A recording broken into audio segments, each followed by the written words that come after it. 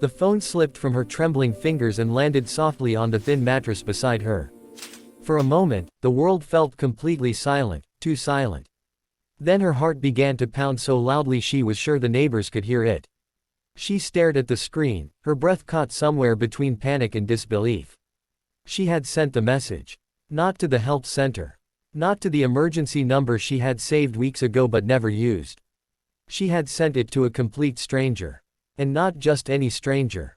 She wouldn't realize who he was until much later. But that one wrong message, sent in desperation, typed through tears, was about to change two lives forever.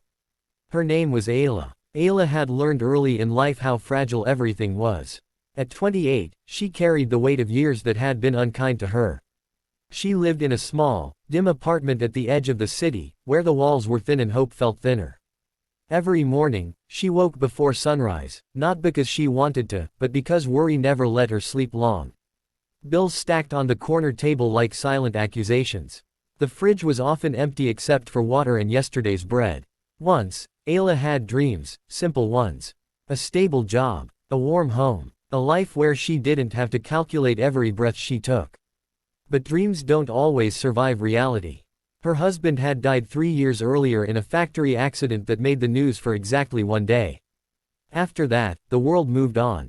Ayla didn't. She was left with grief, debt, and a little boy named Samir, whose smile was the only thing that kept her standing when everything else told her to fall. That night, Samir was burning with fever. Ayla had tried everything, cold cloths, whispered prayers, the last syrup left in a half-empty bottle. The doctor had warned her weeks ago that Samir needed further tests, medication she couldn't afford. She had nodded politely, pretending she'd figure it out. But pretending doesn't heal a child. With shaking hands, Ayla opened her phone. She had saved the number of a charity hotline someone had once mentioned. She began typing, tears blurring her vision. Please, I don't know what to do anymore.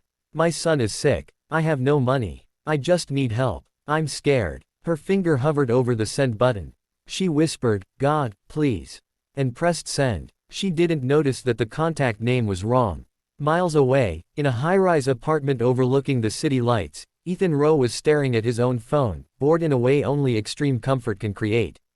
At 35, Ethan had everything most people spent their lives chasing: money, influence, freedom. He was a self-made millionaire, celebrated in business magazines, admired from a distance. Yet, in the quiet of his penthouse, none of it made him feel less alone. He had just finished another long meeting about investments that would make him even richer. He loosened his tie and poured himself a glass of water.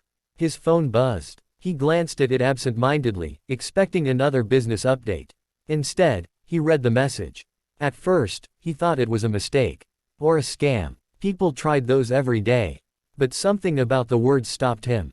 There was no drama, no exaggeration. Just raw fear. Honest desperation. Please, I don't know what to do anymore. Ethan sat down. He read it again. And again. He didn't know why, but he replied. I think you sent this to the wrong number. Ayla saw the reply and felt her stomach drop. Shame rushed through her like fire. She clutched the phone, ready to apologize and disappear. I'm so sorry, she typed. It was an accident. Please ignore it. She waited, embarrassed, heart aching. She assumed that would be the end. But then another message came. Are you okay? That simple question broke her. Ayla didn't reply right away. She stared at the ceiling, listening to Samir's uneven breathing. She had spent so long pretending she was okay that the idea of answering honestly felt dangerous. Finally, she typed back. No, I'm not. That was how it started. Over the next few hours, Ayla told a stranger things she had never told anyone. About Samir. About the hospital bills. About how strong she tried to be and how tired she really was. She didn't ask for money. She didn't even know why she was talking. It just felt safe. Ethan listened. For the first time in years, he wasn't thinking about profit or numbers. He was thinking about a child with a fever and a mother who felt like she was drowning. He remembered his own childhood, his mother working 2 jobs, skipping meals so he could eat. He remembered the nights she cried when she thought he was asleep. Something inside him shifted. Where are you? He asked. Ayla hesitated. Trust didn't come easily. But desperation outweighed fear. By morning, Ethan was at a private clinic arranging care for a little boy he had never met.